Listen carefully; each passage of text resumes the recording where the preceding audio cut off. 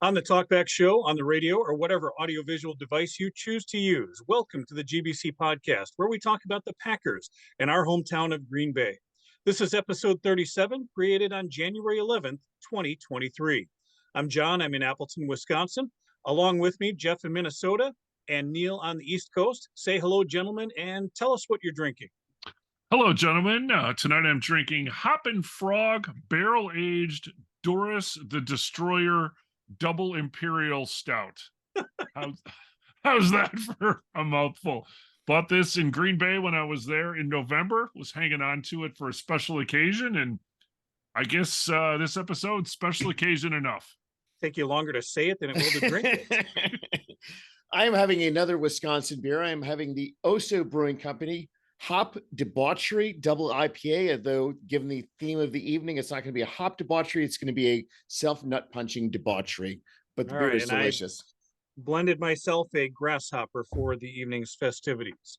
You can find us on YouTube and Twitter at Green Bay Chat and Facebook at the GBC Podcast, Green Bay Chat. And now the audio is available, just the audio is available on Spotify and Anchor by searching for Green Bay Chat. Well, what do we have to talk about tonight? Other than a lot of misery, it is the end of the Packers regular season and the season overall. So we will talk about that in the final game at Lambeau Field. What do we have to look forward to? Well, it is that 15th overall pick. Of course, we'll bring you a Packer player of the past. And I suppose since it's the end of the year, we'll review our preseason predictions and look at the postseason and maybe get our story straight and fix those earlier predictions as well. Of course, we've got a history report for us tonight. But let's get the misery over with. Neil, bring out your dad. Oh, my word. I cannot believe the game that we experienced on Monday night. The team carrying the G. They score the touchdown early. They allow the strike back. We take another strike. By halftime, we were ahead 38-7, 65-7 victory for the team carrying the G. We played on Sunday. We played on Sunday, not Monday. Yeah, it was not a fun overall game in Lambeau Field, even though it started out as a really great day, seeing a lot of friends. The tailgating started early. I was really happy seeing a lot of different people, including John, out in the tailgate. I'm going to go right away in looking at what happened in the first three quarters versus the fourth quarter. I'm going to specifically ignore going first and goal in the first quarter and only getting three. I'm going to skip 2 3rd and 5 sacks when we're in field goal range. I'm going to ignore the Aaron Jones fumble. I'm going to ignore a Rasul Douglas 15-yard penalty. I'm going to ignore low throws. I'm going to ignore all of those things because in the end, when we started the fourth quarter, the Packers were ahead 16-13, and we had the ball. So let's look at what happened in those first three quarters, again, ignoring all of those extraneous elements. So in quarters 1 through 3, the Packers versus the Lions, 16 first downs, Packers versus 11 for the Lions. 277 yards, Packers, 205 for the Lions. Our rushing, 26 rushes, 101 yards, 12 or 50 for the Lions. Passing, Aaron Rodgers, 15 of 21, 193 yards and a touchdown. Jared Goff, 15 of 26, 160 yards, no touchdowns. Aaron Rodgers, quarterback rating, quarters 1 through 3, 115.8. Jared Goff, only 75.8. We had the ball. We had the better team. We had the lead. And then the fourth quarter happened. And honestly, the fourth quarter was a disaster on all elements of the game. Aaron Rodgers, 2 of 6 for 12 yards. Our rushing, 2 rushes for 2 yards. First downs, we had 1. Detroit had 10. We had 14 yards in the entire fourth quarter. Detroit had 118. We allowed Jared Goff to go 8 of 8 for 64 yards. We allowed the running backs to have 13 rushes for 54 yards and a touchdown. Jared Goff had a 100.0 quarterback rating. Aaron Rodgers had a 2.8 quarterback rating in the fourth quarter. We failed in every element of the game in the fourth quarter. We failed in every element of the game when it mattered most. There's a lot of blame to be put on Aaron Rodgers, and we'll talk more about that later, but there's blame for every single element of the team in the fourth quarter. We started out with the lead. We ended up losing. You forgot about the interception. You didn't mention that. I think that's one of the things he's ignoring. Yeah, exactly. No, I'm not ignoring. I mean, it's just I'm ignoring the interception because that was certainly one of the problems. But there were a whole lot of problems in that fourth quarter. The interception was the biggest of those problems, but we couldn't do anything in that fourth quarter. It was ugly. They looked undisciplined, unprepared, and uninterested. And I don't know. It's a shame to think that maybe the weather got the best of them. Why is this cold weather team not performing against a dome team? Because I'm not gonna lie, I was cold. I was cold out there throughout the pregame even, and then inside the stadium, that wind swirled. It came in one way and went out the other way, right back at itself. And it was a chilly night in the stands, and it just really felt like it was demoralizing. It looked like it was demoralizing on the field, more for the Packers than for the Lions, which is sad to say. Here's my thought. So we played not fabulous, but not awful. Jeff, I'm going to disagree with you. Played well enough in the first three quarters. The question is, what happened in the fourth quarter? What happened in the fourth quarter to us? The fans were definitely in it. It was loud on TV. I mean, it was loud. So that was good. So it just, remember last podcast, I said, well, I think the difference in this game is going to be Green Bay has veterans and they have players that have been in this position before, right? Yep. Or not. I mean, that just completely evaporated in the fourth quarter. That was a huge, like, how is this happening? Now you do have the stupid, undisciplined plays and things like that. But really what it seemed to come down to is Detroit wanted it way more. It was evident. And again, from the coach, who had the red nose and the red ears, and, he was just out there. He was fired up, and this game didn't mean a damn thing, as we know, to Detroit, but for pride. And you know what? Maybe they had played differently. I know Chris Collinsworth said that during the game. Would have Detroit played a little differently had they known that a win would have gotten into the playoffs? Who knows? Didn't matter. But oh my God, way more prepared. They wanted it more in the fourth quarter. So then you say to yourself, how in the hell does this happen? Right? You've got a Green Bay team. They've been, did they get overconfident? Did they just at some point say, fuck it, we thought we'd win and we're done, and we just mailed it in the fourth quarter? Or did they really just get punched in the mouth in the fourth quarter, weren't prepared for it from a coaching standpoint, from maybe a conditioning standpoint? Who knows? Maybe they were cold, but every aspect they completely failed. But I mean, I don't know that I buy any of those elements because, again, Rodgers, 2 of 6, 12 yards, 1 interception, no touchdowns in the fourth quarter, 2 rushes, 2 yards, 14 yards in the fourth quarter. In the third quarter, we had 139 yards of offense to 70 for Detroit. We had 8 first downs to 3 for Detroit in the third quarter. We were clearly the better team in the third quarter. So how do you go from being a team that is clearly the one that is controlling the game in much of the third quarter to a team that completely falls off the face of the earth in the fourth quarter? Not named Indianapolis, maybe. I don't know. I mean, that's what's so vexing, perplexing, and again, we'll just continue to punch ourselves in the nuts. There's no answer, right? It's a rhetorical question. We're never going to know the answer, but it's a hell of a way to close out the season, that's for sure. As Jeff was giving himself the beef Swellington, I think that looking at the way this team played, that your team that was in midseason form unfortunately showed up late in this game. It would have been nice that the team that went on that 4-game winning streak had that defense in particular stuck around. And played all 4 quarters? Yeah, and played all 4 quarters. Jeff, you even asked us in text during the game, or even said, the team with the defense that goes soft is going to lose this game. And that is unfortunately what Green Bay did, because that defense plays soft.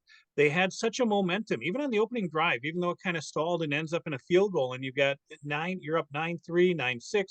Even when you were down 13-9, it didn't feel like all hope was lost because Green Bay got the touchdown.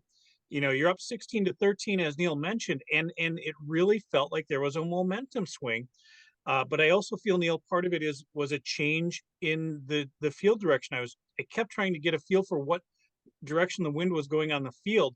And it really seemed, especially in that fourth quarter, that Green Bay was going against the wind. Now, you were a little bit further down in the bowl than me, and I really felt that it was affecting Rodgers' passes, and he just will not play within his limitations. He kept choosing to go too far on passes. He wasn't allowing his running backs to control the game, and that really, I think, when you talk about what happened in that fourth quarter, it was again going back to that let's go big or go home, and well, they went home. They went home.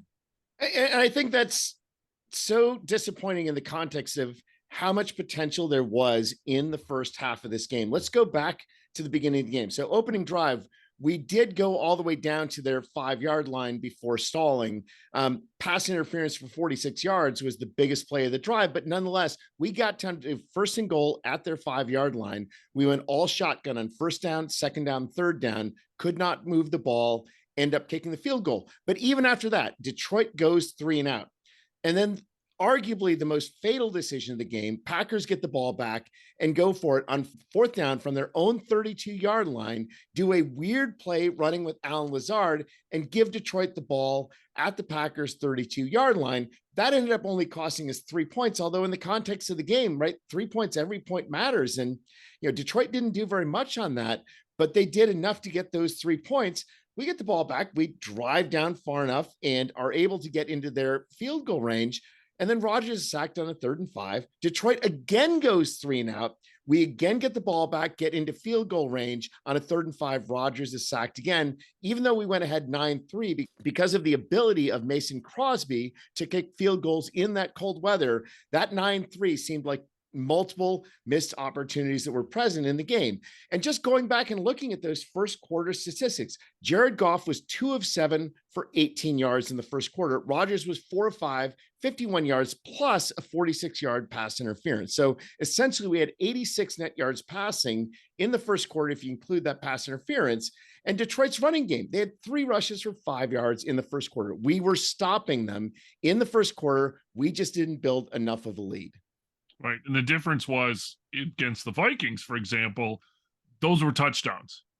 Granted, they weren't offensive touchdowns necessarily, so they staked a big lead. And basically, that's what they couldn't do this time. Detroit hung around. Even 17-3, or so, it's just that way better than 9. That goes right to where the Aaron Jones fumble was absolutely fatal. That was huge. This happened with 1:24 left in the first half. We have a 9-3 lead. We're going to at least go to 12-3. We are maybe going to go to 16-3. Instead, we give them the ball back. And then that was a big drive as far as Detroit was concerned. Even though, they only had a minute 16, they ended up going with Jared Goff 7 of 9 straight down the field. They were aided by a Rasul Douglas stupid 15-yard penalty on an attempted field goal.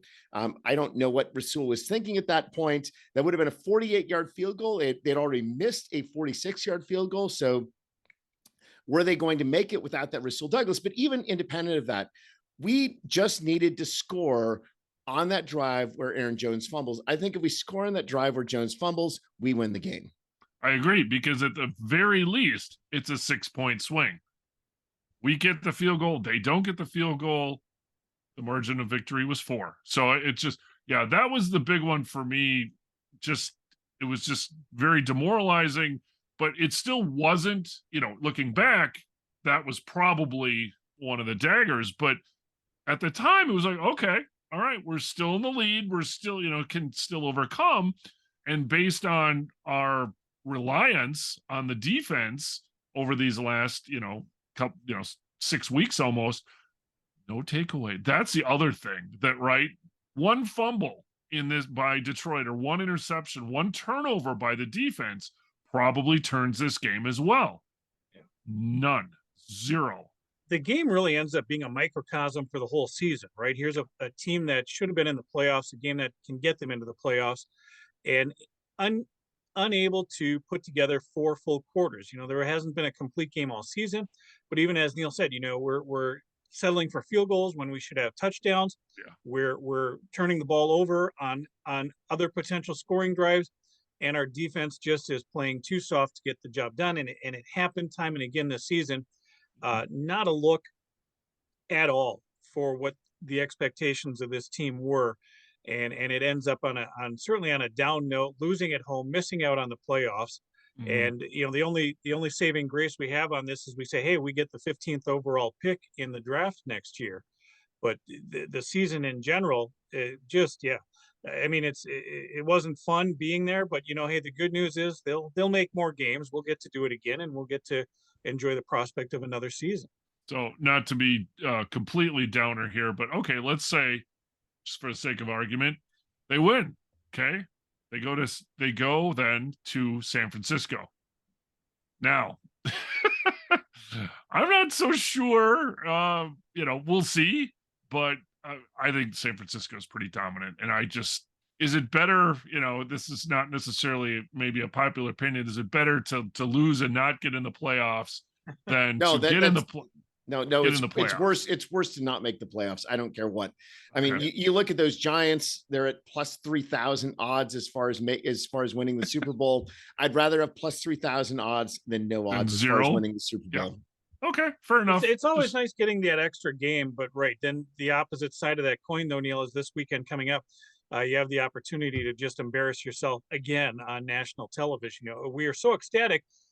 Green Bay got the primetime game, right? Because Green Bay is a Yeah. primetime draw.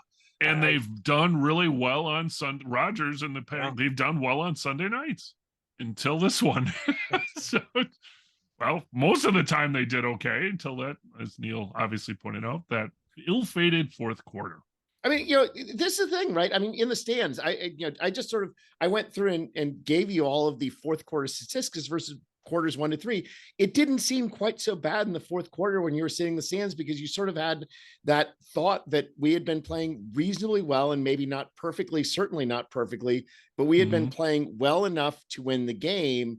And it's just like, well, okay, Rodgers throws an interception, they do a long drive, we can't do anything. I mean, it just didn't seem quite as atrocious at the time as it was in reality. And I think that we were deceived by how well we had played in portions of the game. And again, Detroit had 4 3-and-outs in the game, including 2 3-and-outs in the third quarter. Yeah. Our defense played well in the third quarter even, and somehow completely disintegrated in the fourth quarter. Well, not only that, but it was that one kind of trick play as well, right at the end, because we're thinking, okay, if we stop them, they kick a field goal, it's still 7. We can tie the game. I actually was kind of thinking that a little bit, hope springs eternal, thinking, all right, they can still, miraculously come, or there's a chance, right? And once I got that first down, it's like, what a play. I mean, you just got to go, well, okay, they went for it and it worked. I mean, they went for it on fourth down twice in the fourth quarter. And you do wonder how the fact that they were out of the playoffs played into that decision-making process. I think that, both on the drive that led to the touchdown, but also the drive, especially the drive that ended the game, right? I mean, they kick a field goal to go up 7. They're probably in a game where it's win and in, they might have gone for the field goal. In a game where, well, it doesn't really matter what happens to us, so let's just have fun and do what we can, go for it. And I said I was opposed to this game not being played simultaneously with the Seattle Rams game, no matter what. And I had thought about it from being an unfair advantage to the Packers. And I think that still was an unfair advantage to the Packers. But I think that the Detroit Lions took advantage of that in the fourth quarter. Sure dispelled a lot of the conspiracy theories on the league helping the Packers too, didn't it? Yep, that shut a lot of people up, didn't it? That was that. Yeah, just one other note as far as the final numbers, as far as the game, just a reminder, the overall numbers were basically the same for these two teams. It's just that our numbers were in quarters 1 through 3. Their numbers were in quarter 4. Obviously, the turnovers were a completely different situation. I would like to congratulate painfully Jamal Williams on breaking the Lions record for touchdowns in a season with 17. He was really impressive as far as shredding our defense when we were in a position to be shredded. And that was painful no matter what. But if somebody's going to do it, I'm not so opposed to Jamal Williams doing it. One other note as far as the game is concerned. So we Packers fans globally have given a lot of blame to Aaron Rodgers, and I stated why every part of the team is involved. But this is now Aaron Rodgers' 3rd straight loss at home in either a playoff game or a play-in game, where he's had a really terrible fourth quarter. So in the NFC Championship game in 2020 against Tampa Bay, he was 4-11 for 54 yards in the fourth quarter. 2021 divisional game against San Francisco, 4 of 7 for 17 yards in the fourth quarter. This game, 2 of 6 for 12 yards and an interception in the fourth quarter. You add those 3 fourth quarters up, so it's 3 quarters of football, 10 of 24, 83 yards, no touchdowns, 1 interception, a 33.9 quarterback rating in 3 straight fourth quarters at home in playoffs or play-in games. Okay. I will now light myself on fire. So as the season ends, as we mentioned, what it gives us to look forward to is the 15th overall pick in the draft, which is roughly 3 months away, a little bit more than 3 months away. And we don't do mock drafts and not even looking at what's available. I will say, Neil, only 6 other times have the Packers picked that 15th overall pick. This will be our 7th opportunity. What do you guys, just straight off the cuff, number one need? What's the position that you're saying this is our number one priority need? For me, safety or tight end, I think it would be a great 15th pick. What do you guys like? I think we need reinforcement on the interior defensive line because I think we're going to lose some people. Maybe they trade the 15th overall pick. Well, what position would you take, Jeff? What position is your greatest need? Potentially offensive line. Okay. I mean, they had some good success last draft. I'm not sure if you draft that high in the first round for an offensive lineman. Otherwise, defensive back. Regardless, I think it will be yet another year where the Packers issue a wide receiver at that number one pick. I don't think that that's where they're going to be heading this time around. So who were those past 6 picks, Neil? Of those 6 times the Packers have had the 15th overall pick, 4 of them were second round picks. That gives you an idea of how far back this goes. Going back to 1936, I'm going to throw a couple of real odd names out at you. 1949 in the second round, the Packers drafted Dan Dworsky. And in 1954, they grabbed a cat named Bob Fleck on the offensive line. But it was 1958 in the second round, 15th overall pick. The Packers grabbed Jim Taylor. And in 1952, Neil, your new jersey that you got, number 86 out of Rice University, the wide receiver, Billy Houghton, was a 15th overall pick. Nice. Now, since then, the Packers have had 2 first-round picks at number 15. One of them, 1979, the heralded Eddie Lee Ivory came to Green Bay in the 15th overall pick. The other one in 1993, believe it or not, Neil, is our Packer player of the past. Eddie Lee Ivory. Sorry. I was thinking the same thing. That's why I'm saying that. It wasn't the bad singing. I had the same thing going through my head. It is obligatory if you mention Eddie Lee Ivory. Yes. And obligatory also to mention the horrible AstroTurf at Soldier Field that really destroyed his career. But I'm going to go to a happier number 15 pick in the draft, which is from the 1993 draft, which was Wayne Simmons. So Wayne Simmons was originally from Hilton Head, South Carolina. He was from the Clemson University Tigers. The photo that we have there is of the 1990 Clemson Tigers. And yes, that is Wayne Simmons holding a leash on an actual live tiger. The 1990 Clemson Tigers defense was the number 1 defense in the country.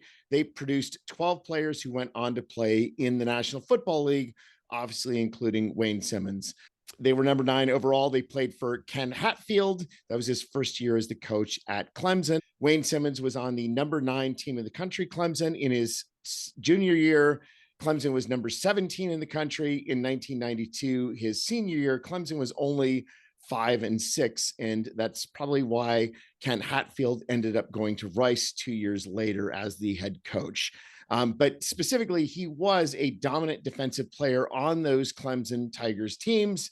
And specifically, the Packers chose him because of his physical presence on the field and his mental presence as far as the field is concerned. So the Packers drafted Wayne Simmons the same year as they signed Reggie White on the defensive line. And those were 2 players who were locked in with one another as a big brother, little brother type of relationship. So in 1992, the Packers were 23rd in the NFL in defense. In 1993, with Reggie White, the Packers moved to second, and Wayne Simmons starting half of those games certainly played a role as far as that was concerned. In the 1995 season, he started all 16 games with 91 tackles on the team. He is not our Packers player of the past because of the regular season in 1995, but because of the divisional playoff game in 1995 that to me was the determining factor in the Packers being successful as a team in the 1990s. And so specifically, let's go back to that 95 season. The Packers make the playoffs. They win the NFC Central, in part due to the Yancey Thigpen drop. In the wild card round, they beat Atlanta 37-20. So we're now into the divisional round of the playoffs, and the Packers are facing the defending Super Bowl champion San Francisco 49ers. They were the Super Bowl 29 champs, but more broadly, they were the standard for success. They had won 5 Super Bowls since 1981. This was the team that we were being measured against. And of course, it's a team that Mike Holmgren came from as far as his background is concerned. If we are going to be successful in the NFL, or if we are going to make that leap from being a team that's good enough to make the playoffs to a team that can actually do something in the playoffs, it's dependent on beating those San Francisco 49ers. And it was a glorious game. I just want to go right to the first offensive play of the game for the San Francisco 49ers, in which Wayne Simmons made a critical play.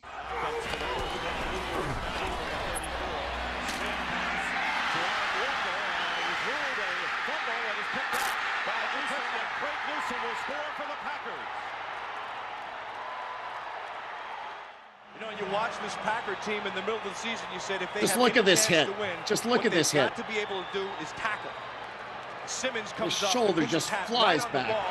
And then this is just heads up football. I mean, you're looking at this thing and you got to go back on your VCR, rewind, and say, hey. That play set the tone for that playoff game. That Wayne Simmons hit on Adam Walker, swing pass from Steve Young. Craig Newsom picks up the fumble, returns it for a touchdown. We take a 7-0 lead, and fundamentally, we never look back. That is the play that, to me, put us on the map as far as an NFL team that was a challenger for championship, something that we'd never considered to that point as far as our life concerned. I've watched that play so many times over my life. I love that play so much. And, that really, again, set the tone for the game. In that game, the Packers continued to put their foot on the gas. They ended up going up 21-0. They had 2 touchdown passes from Favre to Jackson, Favre to Chimura. We had a 21-0 lead before San Francisco started to get in the game, and our defense was still hounding Steve Young for that entire game. One of the things that I remember most about Wayne Simmons is just how he mugged tight ends. He just would go up, and if there was a tight end coming off the line, he was going to knock that player off the line. And people have made the statement that the mugging of Wayne Simmons of tight ends is something that prevented him from getting sacks. In the end, may have shortened his overall career, but I just loved the way he played. And specifically in that game against San Francisco, he had a sack, he had 10 tackles. We look at overall at what San Francisco did. Steve Young, 32 of 65, 0 touchdowns, 2 interceptions, 3 times sacked. Our offense obviously did what they needed to do early. Our defense did what they needed to do early. The defense did it throughout the entire game. We won that game. And the defense, Wayne Simmons is the person who set the tone for that game. I just want to do one other clip from that game just because it makes me so happy to see Wayne Simmons. And I think this clip really gets into the nature of who Wayne Simmons is. Neil, I didn't hear any grunts on the last hit. I expect sound effects here from you. Look at that. Just look at that. Look at that hit by Wayne Simmons. So Wayne Simmons played a dominant role in that Packers victory over the 49ers in the 1995 divisional playoff game. Obviously continued on and won a Super Bowl with the 1996 Packers, again, starter for all 16 games. That Packers defense, as we've talked about many times, #1 defense in the NFL as far as points allowed. Wayne Simmons being that center. And again, just that role of being the person who was the enforcer on the defense. And this enforcer role is something that led to him having conflicts with players sometimes, but it is something that was central to how he played the game. His role with the Packers changed in 1997, because in 1997, the Packers signed Seth Joyner basically to play the same position that Wayne Simmons played. And after 6 games as a starter in the 1997 season, the Packers traded Wayne Simmons to the Kansas City Chiefs. He played throughout the rest of the year for the Kansas City Chiefs. 1997, of course, being the year that we lost to the Denver Broncos in the Super Bowl. And one is reasonable to ask whether Terrell Davis would have run for 157 yards against the Packers in that Super Bowl if Wayne Simmons had been that linebacker for the Packers. 1997 was a turning point as far as Wayne Simmons' career. He played again in 1998 for the Kansas City Chiefs. In 1998 for the Chiefs, Wayne Simmons played for 10 games, but that Kansas City Chiefs team under Marty Schottenheimer lacked discipline, and specifically in a blowout loss to the Denver Broncos. Combined, Wayne Simmons and Derek Thomas were called for 5 personal fouls in the final drive of that game. Wayne Simmons was cut. He ended up going to the Buffalo Bills, finished out the 1998 season for Buffalo, did not play after that season, and tragically died in a single motor vehicle accident in 2002 in the state of Missouri. A very tragic ending to the life of a player who brings very many happy memories to Packers fans, and somebody who obviously was central to those mid-90s Packers teams and the dominance of their defense. And again, the last time Green Bay had the 15th overall pick in the draft in 1993, it was Wayne Simmons, the linebacker out of Clemson, who we drafted. So we have that to look forward to in the offseason here, getting the 15th overall pick. We don't have a postseason to talk about for ourselves. We did make some preseason predictions for the postseason. We'll take a look at those. Let's review those and maybe get our story straight and revise these predictions for the current postseason.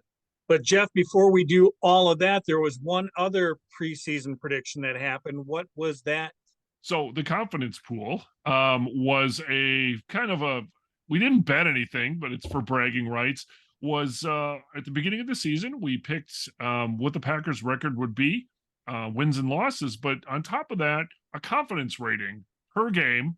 And in order to get the points, most points wins, you needed to pick either the win or loss correctly, and then the amount of points associated with it. So I did end up winning the confidence pool. Boo.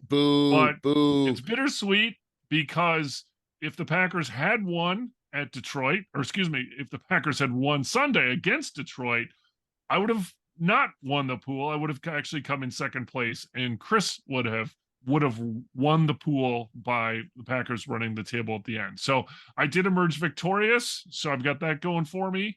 But it's again bittersweet, because I picked the Packers to be 12-5. And so they obviously were not. But I picked the right games and the right point totals apparently to prevail. Well, I think we all picked the Packers at 12-5, so we were only off by 4, which isn't bad, right? But overall, so Jeff, congratulations on your confidence pool win. Taking a look at what we predicted before the season started, I'm going to go through mine real quick. I've got 4 highlights here. My 4 highlights are that I did pick Tampa to be the number 2 overall seed in the NFC. I did pick the Chargers to be the number 5 seed in the AFC. And I picked the Bears and the Houston Texans to be the 2 worst teams and get the first and second picks in the upcoming NFL draft. That's about as good as I can brag on that. The rest of it was pretty ugly.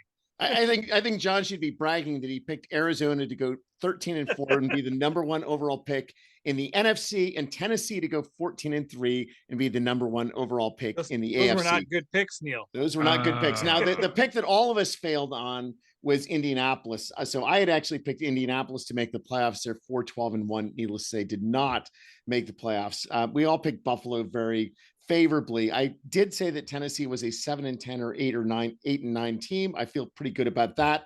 I did have Denver being one of the wild cards. John was notoriously negative about Denver making the wild cards. I would say that was one of the things that John picked particularly well. There were 2 other things about the predictions that I'm happy with. I specifically said it would be until week 10 that we figure out our receiving room. I think that was reasonable, and that is consistent with how we ended up. And then I was hoping that Mike McCarthy is going to shit the bed in the regular season for a change, and specifically picked Philadelphia over Dallas for the NFC East, which is in the end what happened. Yeah, I ended up I flip-flopped on that. I actually had Dallas as the champion of that division. I did have Tampa and San Francisco. I had Philly, but sadly I had both the Rams and Arizona as wild cards. Feeling good about that Chargers pick that I had, though, as a wild card. Buffalo, Baltimore, Kansas City. So actually I had 5 of the 7 participants in the AFC. I did have Cincy as well, but only 4 in the NFC, as obviously Green Bay fell short, did not win the division, and obviously the Rams in Arizona did not qualify. I would say the other thing that I had is I did pick Minnesota to make the playoffs, and I said that Detroit was going to be frisky. John was decidedly not optimistic about Detroit's chances, and I don't think either of those are good as far as the Packers going on beyond 2022. But this is something that we are going to have to deal with in the future.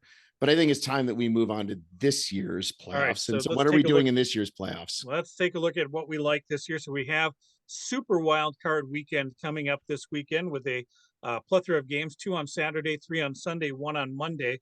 In no particular order, I'm just going to kind of go through here in the first round. I like the Chargers over Jacksonville.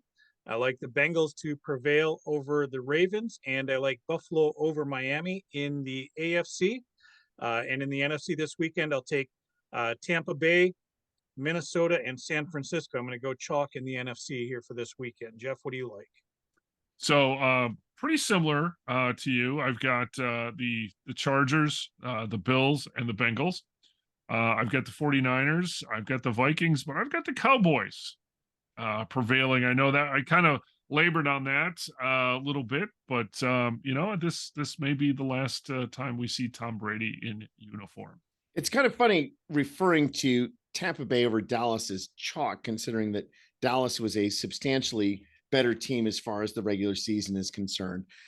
So in looking at the playoffs, this weekend is a little bit more straightforward, obviously, because there are a lot of bad teams. There are teams with plus 3,000, plus 4,000, plus 6,000 odds for making the playoffs. So I also chose San Francisco over Seattle. I think Minnesota over the Giants was the toughest game of the wild card weekend because I don't trust either of those teams. Dallas over Tampa Bay, I think, is a relatively straightforward one, even with Tom Brady being involved. Buffalo over Miami, Tua is not playing. That's an easy call. Cincinnati over Baltimore. Lamar Jackson's not playing. Also an easy call. And the Los Angeles Clippers over Jacksonville. I think that's going to be the most interesting game. I would love to see Trevor Lawrence start to build a playoff resume. And I think that's going to be a very fun game. Sorry. One other thing about Dallas and the Dallas Tampa Bay game. So Dallas has not won a road playoffs game since 1992. So that is the big guillotine that is over Mike McCarthy and the Dallas Cowboys' neck. I would be perfectly happy if Dallas continued not winning a road playoff game since 1992 for all of the obvious reasons. But I think that they're just a better team than Tampa Bay. Their defense in particular is dominant. The sort of Damocles there, if you will. And you did say the Chargers over Jacksonville, correct? I did indeed. All right, so we're very similar in the first round. Let's take a look then following weekend. So for me, I have the Chargers going to Kansas City with Kansas City winning, and Cincinnati taking care of business on the road in Buffalo. I feel the Bengals are going to get some retribution for the game that was suspended. I think that they were on track to kind of dominate that game, and they're ready to go back into prime time to take care of Buffalo. That'll put Kansas City and Cincinnati in the AFC Championship game for me. In the NFC, I think that Tom Brady is just the luckiest asshole that ever lived, and he's going to go to Philadelphia and win that game, while San Francisco will handily take care of the Minnesota Vikings. So I've got San Francisco hosting Tampa Bay in the NFC Championship game. All right. So, well, it's good. We've got some differences here. So I do have the 49ers beating the Vikings, and then I've got the Cowboys and Philly, and I think Philly's just is going to be too good. Again, in the playoffs, I think we're going to get Mike McCarthy in the playoffs if they make it past the Bucs, and Philly will prevail. On the AFC side, then I've got the Bills kind of as a sentimental favorite over Cincy. It'll be interesting to see if there's, kind of a groundswell with the emotions and things like that. So again, I've got the Bills winning that game over the Bengals and KC over the Chargers, although that could be a very entertaining game. I'm also interested in the Clippers Kansas City game. I think that's going to be a really good game. I like the concept of Mike McCarthy going into Philadelphia and choking, because I think that is the most likely outcome. So in looking at my divisional games, I decided that I needed a bit more of a statistical basis. And it's remarkable how much there's a haves and have-nots among the teams in this year's playoffs. So Seattle, for example, is 10th overall in DVOA. San Francisco is second and number one on defense. So our best defense in the playoffs is that San Francisco defense. The Giants in Minnesota defense, 29th and 27th in DVOA. They stink as far as defense. Dallas is second in defense by DVOA. And I think that that is one thing that makes Dallas interesting. And part of me wanted to pick Dallas to go all the way to the Super Bowl, because I think that defense has the ability to shine all the way through in a weak NFC, especially with Jalen possibly being hurt. Tampa Bay is just kind of a joke as far as where they are. They've been just very middling all season, and the Eagles are third by DVOA on offense and overall. So, you look at the teams, and it's got to be a Philadelphia versus San Francisco NFC Championship game. And I'm choosing Philadelphia over Dallas. I'm choosing San Francisco over Minnesota, because there is a clear difference in both of those games between the two teams that are involved. On the AFC side, going back, Buffalo, number one overall by DVOA, number two overall DVOA by offense, even though they have faltered a lot and they've not had a consistency that you would expect for a number one DVOA team, they still are the best overall team in the AFC by DVOA. Baltimore, again, we've talked about that. Cincinnati, I've just seen too much inconsistency, and yeah, they've done things recently. Overall, fifth in DVOA. The Clippers, 18th, Jacksonville, 13th, Kansas City, fourth, number one offense by DVOA. I think looking at statistics, one of the things that was most interesting and fits with the concept that this is a quarterbacks league. 9 of the top 10 quarterbacks in the NFL by passing yards made the playoffs. 9 of the top 10. I will note Aaron Rodgers was 11th in the NFL by passing yards. I look at the differences between the teams, and specifically Patrick Mahomes, 8.1 yards per attempt. Tom Brady, 6.4 yards per attempt. He set the record for most passing attempts in a season. He did volume. It was a volume season. And I'm sorry, a volume season is not how you build a team that is going to win a Super Bowl. By QBR quarterback rating, by the ESPN quarterback rating, that's a 0 to 100 scale. Mahomes first, Allen second, substantially behind. Tua was third, although again, he's injured. Interestingly, Purdy would be fifth if he had played enough games to qualify. And so Brock Purdy has played well during the time that he has played. Jalen Hurts is fourth. So I think that you look at those numbers, and that really points to where things are going to go. And so as much as I wanted to convince myself that the Chargers were going to be able to beat Kansas City, I just don't think it's going to happen. The Chargers have already lost twice to Kansas City. I think the Kansas City offense is just too good. They're going to win. And I, in contrast to John, am going to go in the other direction. I think that the momentum of Hamlin is going to propel the Bills to a Super Bowl championship. I think they beat Cincinnati easily, in part because they're just a better and more consistent team. And that motivational element, I think, takes it to another level. So you have Kansas City and Buffalo in the AFC Championship game. Correct. All right. Why don't you take it from there? What do you have in the NFC Championship game? So Philadelphia versus San Francisco was the most difficult choice. It depends on whether Jalen is hurt. I'm going to go with Philadelphia because they've been the best team in the NFC all year. I'm going to choose Buffalo because I think that they are on par with Kansas City. And I think that the motivational elements, the emotional elements are going to be sufficient in that. And so it's going to be a Philadelphia-Buffalo Super Bowl. And who are you taking, Buffalo? I am taking Buffalo to win it all. All right, Jeff, how do you get the championship games wrapping up? I've got Buffalo and 49ers. So I think I'm going to kind of, 49ers, that defense, if they can put it together, if Philly has an off game, or if Hurts is not 100%, or he does something stupid, even though it's going to be in Philly, so there might be a weather element there. with the number 1 seed. I just, the 49ers, I think they're going to do it. And like I said, Buffalo for all the reasons that Neil said. And I've got Buffalo over the 49ers in the Super Bowl. So San Francisco is 10-0 after starting out 3-4, and Purdy is 5-0. But you know that no rookie quarterback has ever even made the Super Bowl, much less won a Super Bowl. You think that's going to change this year?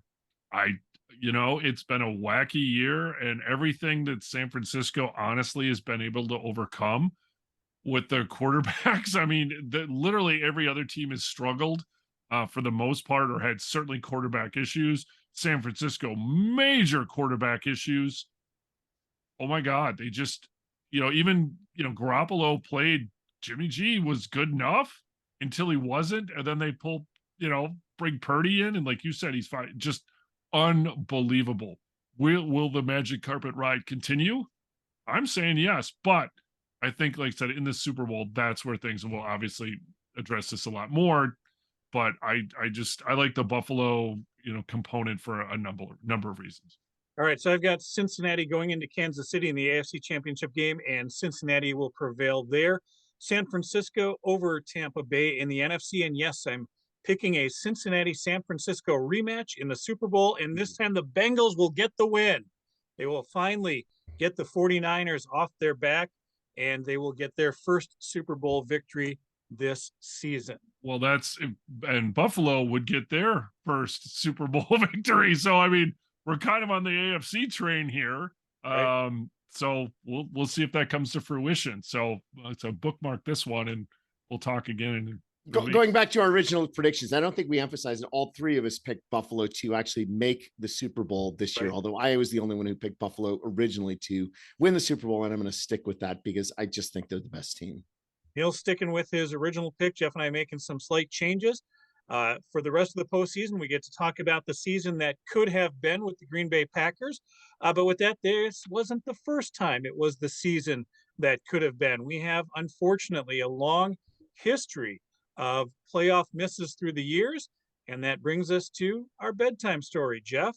So as John mentioned, the going into the playoffs and losing, or the play-in games and losing, yes, the Packers have had a number of those, and I'm going to discuss some of those. But first, some good news, if you will. So the Packers over the last 30 plus years have actually made the playoffs more often than not. So since 1992, including this season, the Packers have only missed the playoffs 8 times.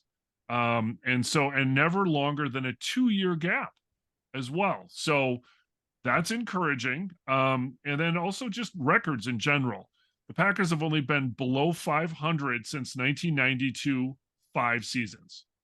2022, this one, 2018, 2017, 2008, and 2005. Not too bad. There were 2 seasons in there at 8-8. So one other thing about those seasons that's kind of remarkable. So you look at those seasons where we did not make the playoffs in the 5 years. So there are 5 years in the 5 years that we did not make the playoffs. In 4 of those, if there had been an additional wild card, that is, if we went to 7 teams, Favre would have made the playoffs 4 of those 5 years that he did not make the playoffs in that time. Yeah, it was pretty incredible. I mean, that was a run. Now, between 1960 and 1991, okay, they had the 60 glory year, 1960s glory years. There were 15 seasons that were below 500, and then add another 4 in which they were 8-8. So we obviously lived through a number of those. Playoffs, world champions in the 20s and the 30s, 40s. So there were big gaps, however. Between 1945 and 1959, no playoff games for the Packers. Between 1968 and 1992, the Packers appeared in exactly 2 playoff games with 1 win. That 1 win coming in 1982. Between 1968 and 1992, the Packers appeared in only 3 playoff games total. It was in 2 seasons, 1972, in which they appeared in 1 and subsequently lost, And then in 1982, they were able to pull out a win in their first game, but then they lost the second game. So, but again, amazing, that large span of years, 1968 to 1992, 3 playoff games in two years. And the 1982 year was weird, right? That was a strike season. There were only nine games. The Packers were 5-3-1. But if you look at the records that year, like seemingly every team in the NFL, other than the Washington football team, was either 5-3-1 for the Packers or 5-4. So and they had an expanded playoff. So there's an asterisk associated with that, even though I was at that game against the Cardinals in 1982 and enjoyed that glorious playoff victory that I had not then experienced until the 2000s in person. And the same, so even division crowns, right? I mean, and this kind of goes into, so in doing the research for these, some of these playing games and towards the end of the season, games that the Packers had to win. So in kind of going back in nut punching chronological order. So in 2002, the Packers did make the playoffs, but they lost game 16 to the Jets. They got blown out 42-17. And so that loss dropped the Packers to the number 3 seed. They had a 12-4 record, but it dropped them to the number 3 seed. And a game that I think all of us would prefer to forget. Then they had a home playoff game, which was great, but they got to play Atlanta. And that was the Michael Vick game. And they got crushed 27-7. The biggest failure of the Mike Sherman era was never getting a first round bye. He was good at winning the NFC North, but not doing enough to get the first round bye ever. And that's when there were 2 games. Yep. And losing that game 16 to the Jets, just getting completely blown out. So then there's 1983. And then there's just a whole string, 1983, 81, and 78.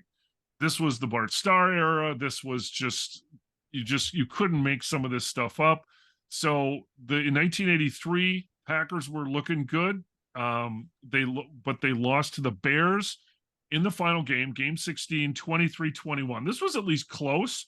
A win in a wild card position was theirs. They did not pull it out. Instead, the LA Rams at 9-7 got the wild card. But the good news is they did go on to beat the Cowboys in the first round of the wild card, and then got crushed by Washington. So I don't really give a shit about the Rams making the playoffs and beating anyone in the playoffs. That's completely irrelevant to me as a Packers fan. What mattered to me as a 13-year-old Packers fan is that the Bears kicked a field goal to beat us 23-21 at the end of the game. And it was a game that really screamed out 1980s Packers. So Lynn Dickey was 10 of 30 in that game with 4 interceptions. The Packers also turned the ball over on 3 fumbles. The amazing thing is that 10 of 30 somehow managed to yield 262 yards passing. This was truly a cardiac pass, throw it, and either big play or bust as far as the game was concerned. I don't understand how you can be 10 of 30 in any game, but that's why we didn't win that game. And that is specifically the last Packers game in the Bart Starr era as head coach. Well, I tell you that yards per completion, that was pretty good, wasn't it? 26.2 yards per completion is really amazing. I mean, that just doesn't ever happen, but when you only complete a 30-year passes, that helps that. Yes. So then we go to 1981. And Neil, I know you're going to speak to this as well, but this was really an eye-opener for me. So Packers are in position. They control their own destiny. They lost game 16 to the Jets. Now, they didn't just lose their last game to the Jets. I mean, they really were awful. Packers had 84 total offensive yards. Neil's going to go into that a little bit, but just the wild card winner was the New York Giants. So if the Packers had won the game against the Jets were fighting for their playoff lives too, but Packers never showed up. It wasn't there. Had the Packers won in 1981, they would have beaten the tiebreaker. They would have with the tiebreaker with the New York Giants, because in a scheduling quirk at that in those days, the Packers had beaten the Giants twice that year. So they obviously had the tiebreaker. But Neil, tell us a little bit more about the debacle that was that game against the Jets. I think so. This is one of the beauties of the world in the year 2023 is that you can go onto YouTube and you can find things, and so you can watch either the full game of that Packers Jets 1981, or you can even watch, or you can alternatively watch the highlights. And I so decided highlights. Highlights. Well, it was not as bad a game as it first sounds, but there was a whole lot of nut punching as far as that game's concerned. And it started out with the fact that we got the ball, and on our first possession, Ray Stakovitz got lined up for punt. He muffed the snap, and he goes and tries to punt it, and it's blocked. And so the Jets scored their first touchdown off of a blocked punt. So the Asshats certainly were playing their role even back then. If we look at the overall numbers for Lynn Dickey in that game, he was 12 of 33, 0 touchdowns, 1 interception, and he was sacked 9 times in that game. 9 sacks for 57 yards. We had a total of 42 passing attempts, considering passes and sacks, for a net 39 passing yards. We're in Justin Fields territory as far as being less than 1 yard per passing attempt. In contrast, Gary Ellis had 11 rushes for 44 yards. We were able to at least a little bit move the ball on the ground, but we didn't really, if you watch the highlights of the game, there's a lot of great inflation at the end of that game. That Jets team was the New York Sack Exchange. So they had 9 sacks against us. They had 9 sacks in the previous game that year. They had 2 other games with 8 sacks, but that does not explain the abysmal nature of that team. And again, you can watch the highlights. It only will cost you 20 minutes of your time. And if you really feel like punching yourself in the nuts as a Packers fan, bring yourself back to, in my case, age 11, and all of that pain. It's really a good thing. But I think fundamentally, it's a game that was a lot closer than it appeared on paper. And we were sort of in the game because they were really inefficient as far as moving the ball as well until it got to the second half. And we were just overwhelmed by the moment. I think that when you look at Lynn Dickey's failures in 81 and 83, it was just that this Packers team was overwhelmed by the moment. And that in the end is why Bart Starr was relieved of duties at the end of the 1983 season, is that when the games mattered most, we didn't manage to do the job. And, you know, you can argue that Lynn Dickey was the experienced quarterback who should have been able to do something, but it was a brutal game. And just looking at our defense as well, their defense, their offense at one point was 10 of 14 on third down conversions. So we weren't moving the ball. We weren't stopping them. We were making errors on special teams. We had a muff punt as well, that led to the Jets getting the ball. Thankfully, they didn't convert as efficiently as they could have, because that could have been a true blowout rather than something that was in the end a blowout, but was a close game by score through much of the game. But those Jets teams in the early 80s were special. But again, they didn't make the playoffs unless they beat the Packers that year. So it's not like they were a truly dominant team. They were a team that was on the same level as we are. And while we showed that we weren't actually on the level of playoff team. So then taking it one step down from there, 1978, the NFC Central Division. So 1978, the Packers had a chance to win their first division title since 1972. And spoiler alert, they didn't. And they would not go on to win the next division title until 1995. So it's pretty incredible. So they had their shot in 1978. They actually had 2 shots in 1978. They ended up losing both of their last 2 games.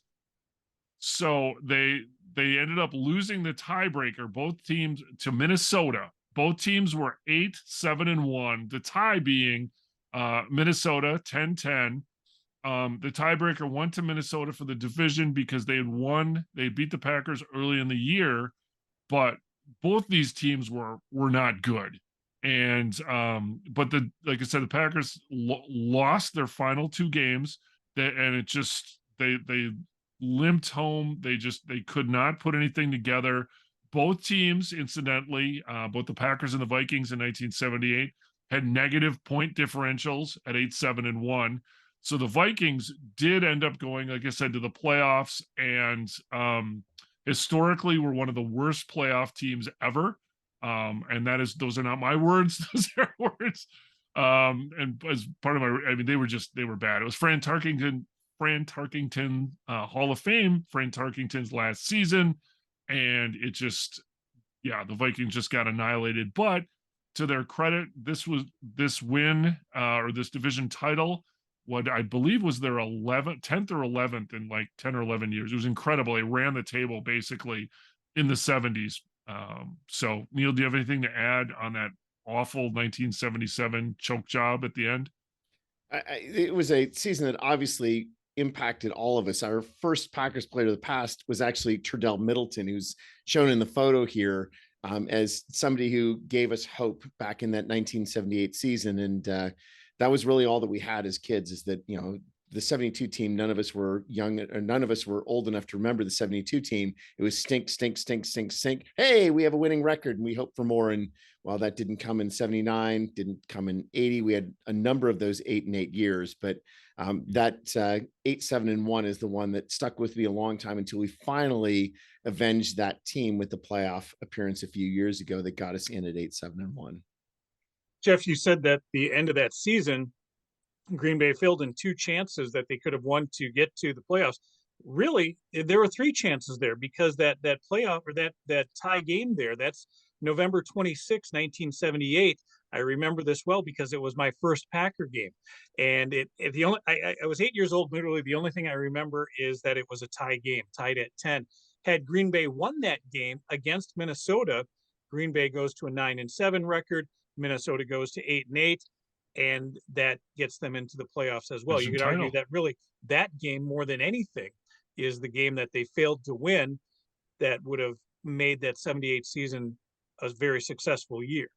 A division crown. Yeah. So like I said, there's no shortage of, hopefully we won't see too many more of these. And like I said, this playoff, missing the playoffs. There's one other note that I want to add here. So before the 1970 merger expanded the playoffs, teams in the NFL tied in their division played a single game with the winner to compete in the league championships. And interesting, the Packers, per the Packer Media Guide, played in 2 of these games.